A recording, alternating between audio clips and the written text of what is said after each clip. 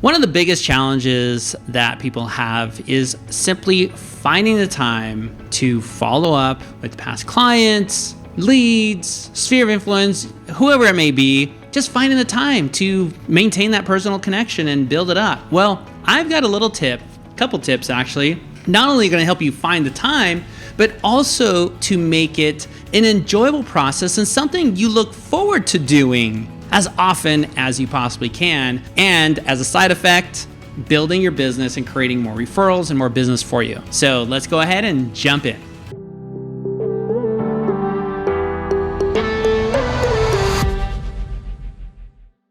Hey, it's Wesley Rocha here, founder and CEO of LinkU and creator of the Ultimate Follow Machine. I'm here in Austin, Texas on a business trip. Thought, hey, you know what? I've been getting these questions of all these different challenges and thought, hey, you know what? Why don't I just make a quick video about this and answer it once and for all? So how do we find the time to follow up?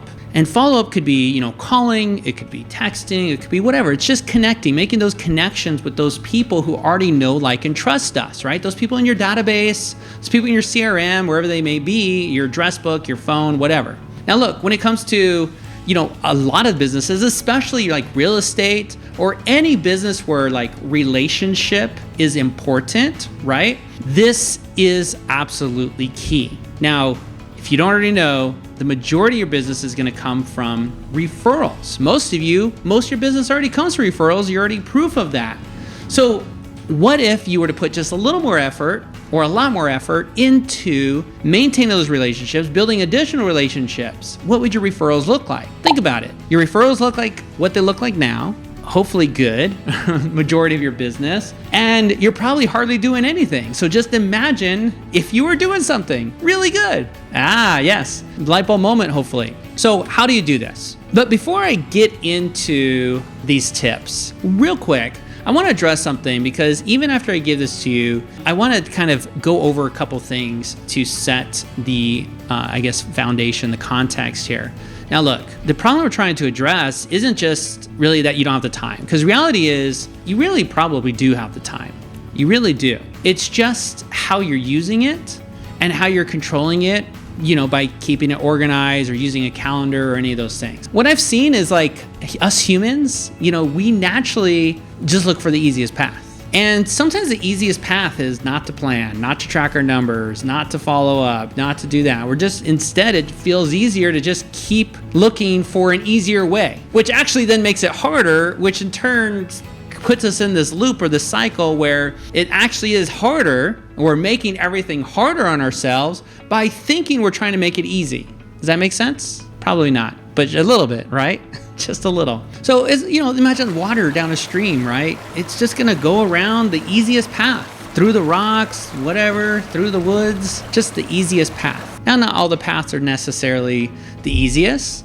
Some may take the long way, but it feels the easiest, even though it's not the smartest. And that's just because that's the natural. Water just kind of flows where it's taken, where gravity takes it. And in a way, we kind of do the same thing, except maybe we're not fighting against gravity. We're more fighting against our emotions and what we feel like doing or what we don't feel like, or emotions of fear, anxiety, or being unsure about something, not knowing what to say, what to do, when they answer, how to approach it, all these different things in which we don't do it. Video for me was a thing, right? Like, I know sometimes it's like, people say, it seems like it comes off very easy. Like, no, it's not easy at all. In fact, it's a whole process for me, right? It's like, first I got to come up with like, what's the topic? Then, I want the background to look good. I got cool background here, but then I got to make sure the audio is good. I got that set, right?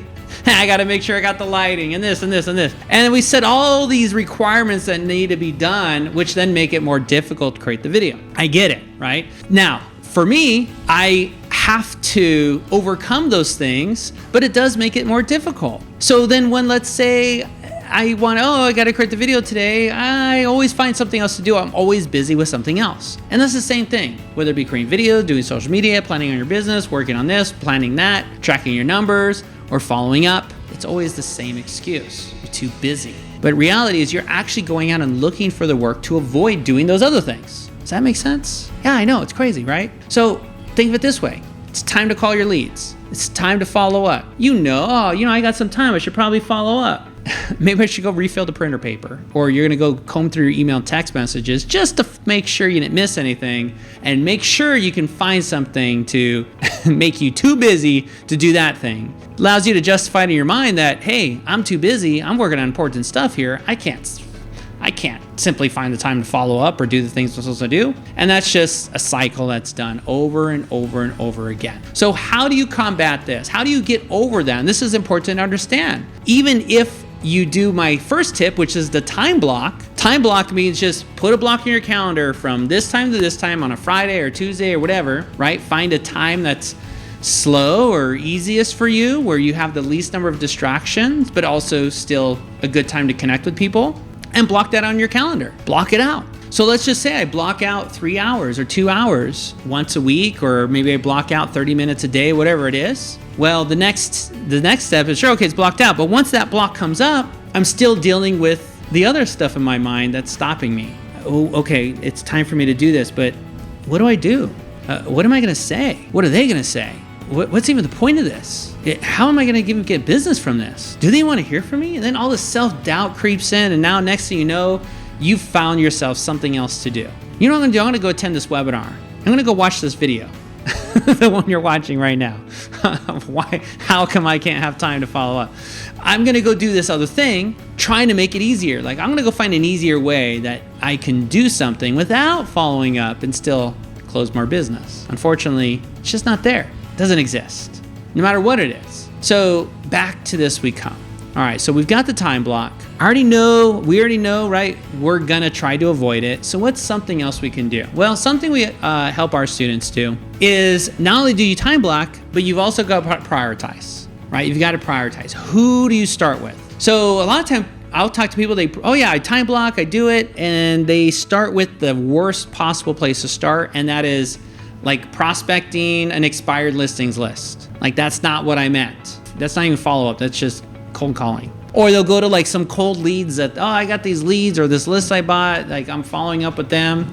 Like, no, that is not what I meant, because those are gonna be more difficult to do because they're not as fun. So really what you wanna start is your past clients and your sphere, the people that you know. People already know, like, and trust you. It's gonna be a lot easier to reach out to them. The other thing too is you're gonna have more enjoyable conversations with them. You have those people, that's who I would start with. Then if you went through all those people, then you can start working through old leads. And then maybe after that, after you go through those people, then you can kind of move down the list. But typically most of you really just need to go through your past clients, go through your sphere, maybe a few old leads, and then circle back around. Because by the time you get through it, maybe a month or two have gone by, and then you just start the list again. Make sense? So now that I know the first thing I need to do is time block, second thing I need to do is I need to know, like, generally where I'm gonna start. The third thing is to create a little bit of a plan, right? So you've gotta know who you're gonna be calling. You don't wanna just randomly select people. This should be somewhat organized, ideally. So one of the things we do for our clients, right? So